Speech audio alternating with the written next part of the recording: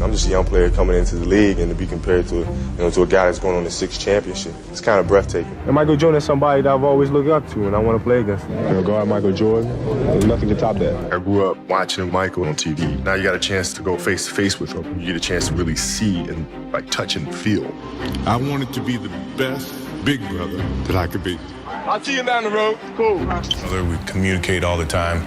The person that inspired me the most. I don't think people really understand the amount of impact that he's had on me. I tell you, like when I was in high school, I used to work out with the 76ers. I used to ask them, what's it like to guard Mike? They go, Mike? You mean Black Jesus? I'm like, what the f? Black who? I'm like, I'm gonna call him Mike. That's his name. So the level of fear that he inspired in others was insane. And I would tell him, I said, when I face him, we're gonna go at it. The time at the Forum, or wherever that was. Phil Jackson has been telling a story about you. You're young, you met Michael Jordan. Michael's out, he's been retired for a year, and he comes to a ball game, and I said, let's meet in, chairman's room after the game. I want you to talk to Kobe a little bit. I went and saw Phil Jackson in 1999 or maybe 2000. I don't know when Phil was here in LA. Phil had Michael come to the game and sat at the table. You remember that. So I get in this room, and he sits down. And I walk in, and Kobe's sitting there. So Phil asked Michael if he wasn't doing anything, just come by practice, maybe want to play. And the first thing, I'm in a suit. First thing Kobe said, did you bring your shoes? He says that you told Michael Jordan that I could kick your ass one-on-one. Well, I mean, it's half true, And then when we walked out, when we walked down the hall, Mike goes, I love that dude, man. He's a warrior. But his attitude to compete and play against someone he felt like he could enhance or improve his game. To me, that's what I loved about the kid. Years later, after I scored 81, he was barking at how I could never do it against him. And there's no way you're gonna score 80 on me. I would have fouled out, we just would have went back and forth. And I normally try to stay pretty cool when it comes to MJ, because I look up to him so much. But on that particular occasion, I had to remind him that I did have 42 and 1/2 against him. The first time I was getting ready to face Jordan, I had a teammate. He goes to me and said, hey, you want some advice? Whatever you do, don't look him in the eye. Wait, excuse me? Why the hell would I not look him in the eye?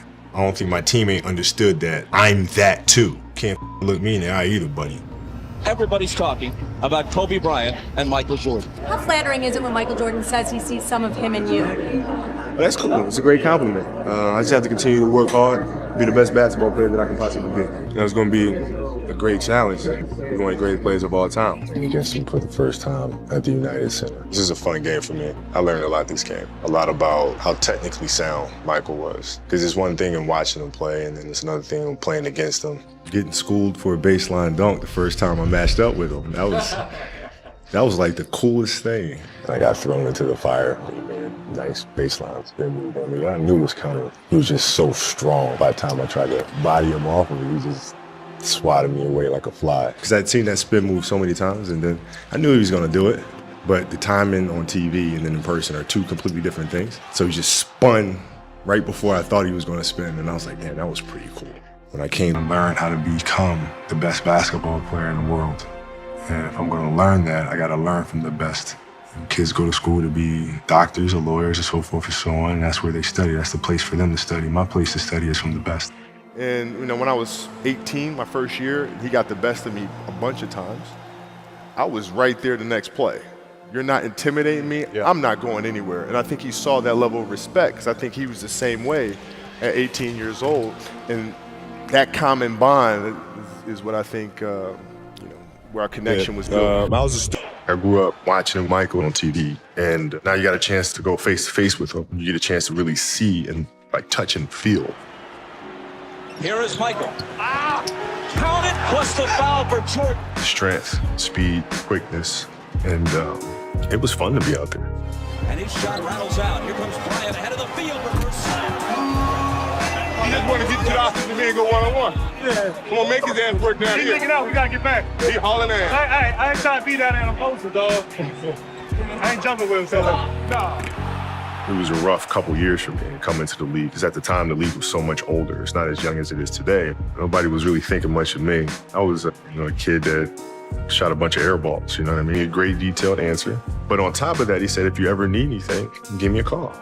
What player in your career did you learn the most from? Oh, Michael. Michael. For sure. Even though you never played together. For sure. He taught me a lot of stuff. Yeah, he was a great teacher and mentor for me. But Michael was very tactical and very efficient with his movements. There was no wasted space. And they had this beautiful ceremony for him at halftime.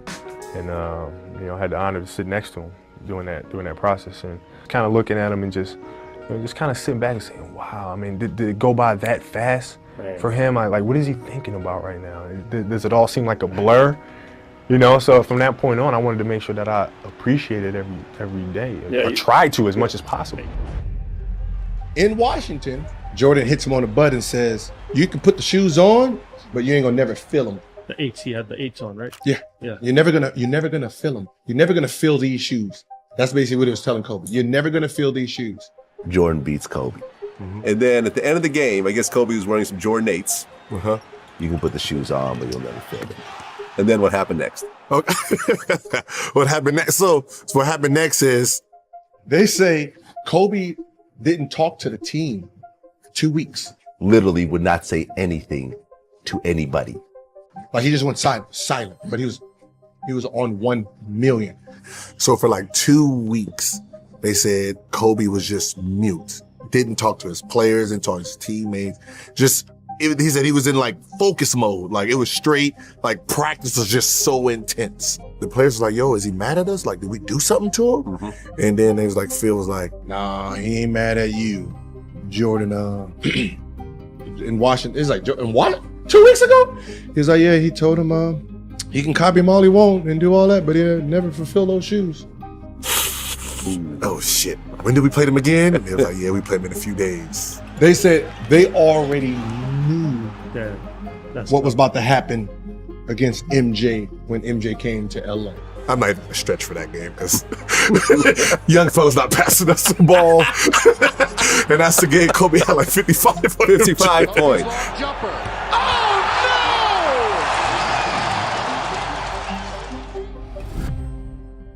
Like, is Michael Jordan a friend of yours? He's a good mentor, man. He's like a big brother. Maybe it surprised people that Kobe and I were very close friends. Kobe was my dear friend.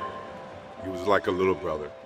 Everyone always wanted to talk about the comparisons between he and I. I truly hate having discussions about who would win one-on-one, and you're a fan saying, hey, Kobe, you beat Michael one-on-one. I feel like, what you get from me is from him. I don't get 5 championships here without him, because he guided me so much and gave me so much great advice. That's a foul all day long. I know you ain't. Hey, you only got 3 now. I get 6. I would get that foul. You only got 3 now. I can't say no. I'm gonna shut up and take it. The last time we had dinner, he was talking about my year in 1991 versus your peak year. I would have kicked your ass. I said, Mike, come on now, listen. Enjoy the salad. We both know that's not going to happen. When you and Michael go out to dinner, who picked up the check at the end of that meal? Well, he does. He's big brother. Oh, he does? Okay. Big brother always picks it up. Is that how it works? That's how it works. I see.